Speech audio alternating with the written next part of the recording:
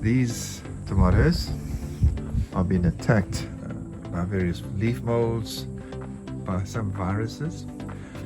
They've been growing now for 4 to 5 months. Fortunately, I don't see the common pests like trips and other common diseases, but they've done pretty well. Where there were trusses full of beautiful tomatoes, which have been great and have graced my table and those of my friends. A quick update. Over here is where we have the semi-dwarf tomatoes, and they've produced well, but now they've had their time and I've replaced them with beans. Over here we have the sunny gold cherry tomatoes, which have really done well. They've, as you can see, they've really produced an abundance of beautiful tomatoes, which are so delicious, and they've been staked right up to the top. These new trellises I've used have been brilliant. They've worked well. Over here is the early girl tomato, also produced in abundance, but being attacked. But as we can see at the top, the flowers coming. So over here, unfortunately, this is where the black crim tomatoes were planted, and there was a problem. One of the pipes came loose, and as a result of that, I lost these plants. But as soon as I saw that the black crim plants were being damaged, but due to lack of water, I immediately started growing seeds in my grow light box.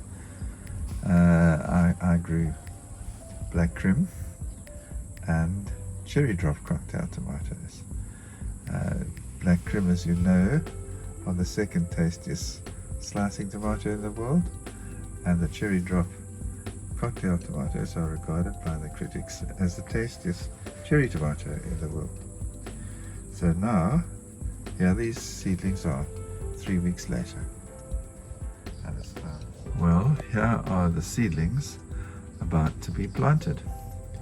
You can see that in a couple of the peat pods there's more than one seedling. I usually try to plant 2 per peat pod, and I'll probably separate them and plant them in separate holes. I've topped up the soil and added cocoa coir, perlite, vermiculite, worm castings, compost, volcanic rock dust, bone meal and gypsum. This is a lovely ingredient, and I'm sure that these seedlings will do extremely well. One of the things I need to remember to do is to plant them deep down, so that most of the stem is under the ground, because that stem has tiny rootlets, and these will grow into nice roots, which will help this plant grow and hopefully produce lots and lots of delicious tomatoes.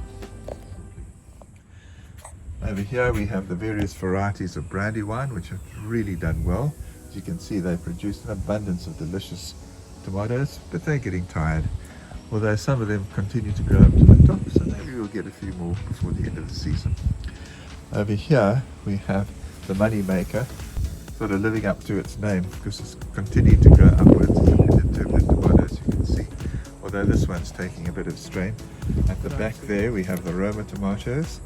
These are the Roma tomatoes, plants which have grown for 4 to 5 months.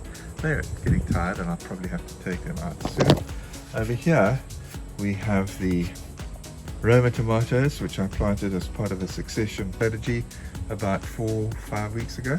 And as you can see, they're growing very well. They need pruning quite badly, but already we can see flowers, so they'll be producing tomatoes well into autumn.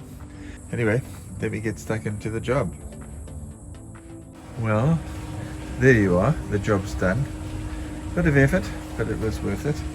These plants certainly do look much better, and I was surprised to see how many young Roma tomato fruit there are. So I'm certainly going to get a lovely harvest well before the end of summer.